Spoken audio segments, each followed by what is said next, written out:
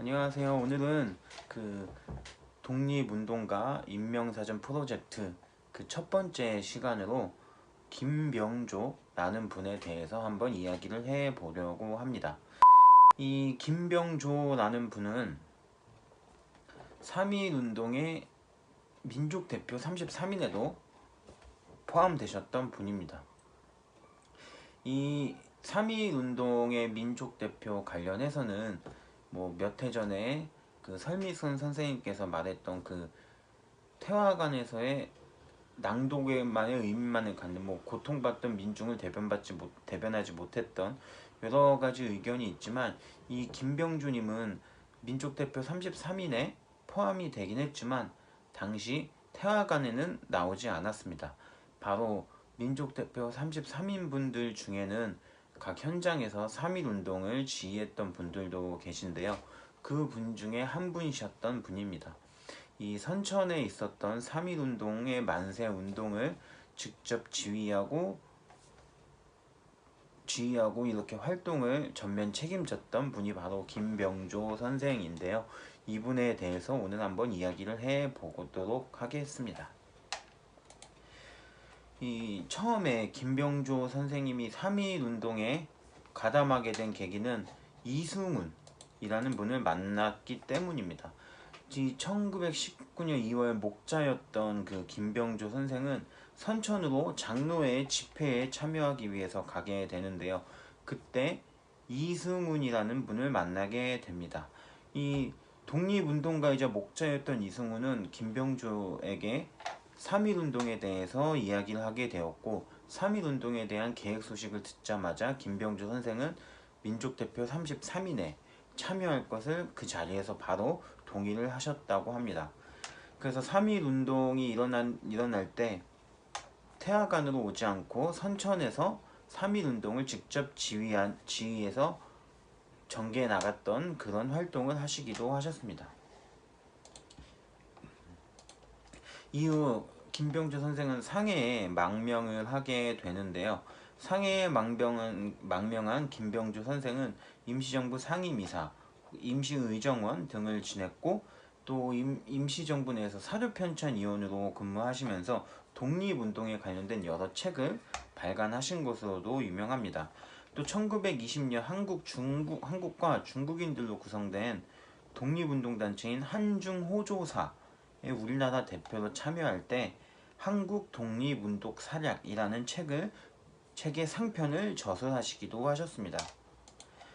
그래서 이 분에 대해서는 여러 독립운동의 활동도 많이 있지만 책에 대한 이야기가 굉장히 많아요. 1924년에는 만주에서 대동역사 그리고 독립혈사 등을 간행하였고요. 또 학교를 세워서 청소년 교육에도 굉장히 힘썼던 분으로 알려져 있습니다. 또 한족 신문을 발간하면서 학생들에게 또는 만주에 있던 여러 우리 민족들에게 독립운동 의식을 고취하시는 걸로도 굉장히 유명합니다. 그리고 1940년대 창씨개명 열풍이 불어올 때도 끝까지 창씨개명을 거부했던 인물로도 굉장히 유명합니다.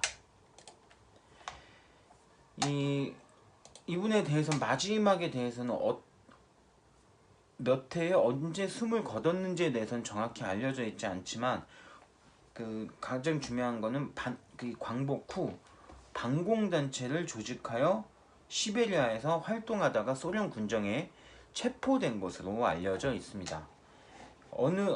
어떤 경로에 어디서 어느 장소에서 순국한지는 크게 잘 알려져 있지 않지만, 광복 후 바로 귀국하지 않고 시베리아 쪽에서 일명 반공단체, 그러니까 공산주의 반대단체를 운영하시다가 소련 군정에 체포되었고, 소련 군정의 정치사상범으로 판단되어 재판을 거쳐 처형당한 것으로 알려져 있습니다. 이 김병조 선생에 대한 추서는 1990년 그에게 건국훈장 대통령장을 추서하였습니다. 이 김병조 선생에 대한 이 독립운동 역사를 보게 되면 꼭 무장 독립투쟁 혹은 폭력 투쟁만이 독립운동은 아님을 잘 알 수 있습니다.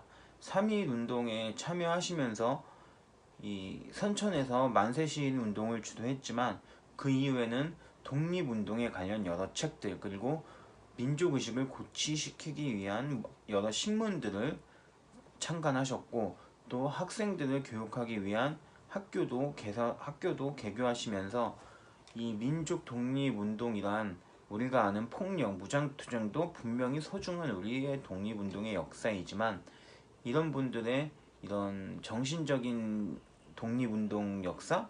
이런 건 역시 무시해서는 안 되고 간과해서는 안 될 우리의 소중한 독립운동의 역사임을 이 김병조 선생을 통해서 여러분들이 한번 다시 생각해보는 계기가 되셨으면 좋겠습니다. 오늘 이렇게 독립운동가 인명사전 유튜브에서 진행하는 독립운동가 인명사전 그 첫 번째 시간으로 김병조 선생에 대해서 알아봤습니다. 이 다음 주와 다다음 주, 즉 월요일 때마다 이런 한국 독립운동가 인명사전 혹은 한국사 인물사전 한 주 한 주 번갈아 가면서 하게 될 생각입니다.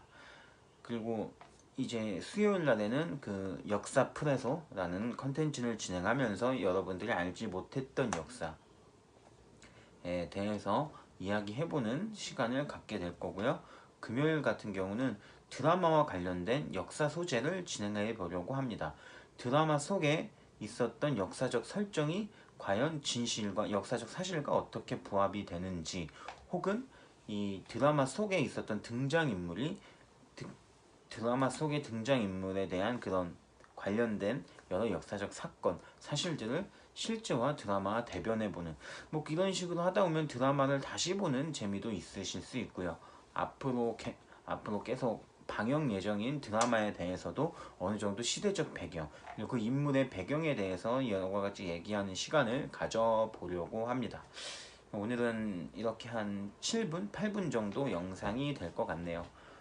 굉장히 제가 여행을 갔다 와서 얼굴이 조금 타긴 했는데 굉장히 오랜만에 영상을 올렸습니다. 한 5일 만에 올린 것 같은데 구독과 좋아요 꼭 한 번씩 눌러주시면 감사하겠고요. 다음에도 더 유익한 역사 이야기를 가지고 이 자리에 다시 돌아오도록 하겠습니다.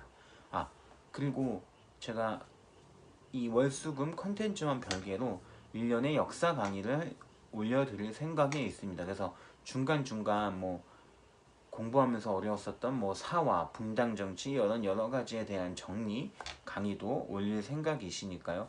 이런 거에 대해서 힘들어했던 중고등학생분들이나 여러 시험을 준비하시는 분들도 유익하게 보실 수 있는 방송을 한번 만들어 보도록 하겠습니다. 그럼 다음에 또 뵙겠습니다. 감사합니다.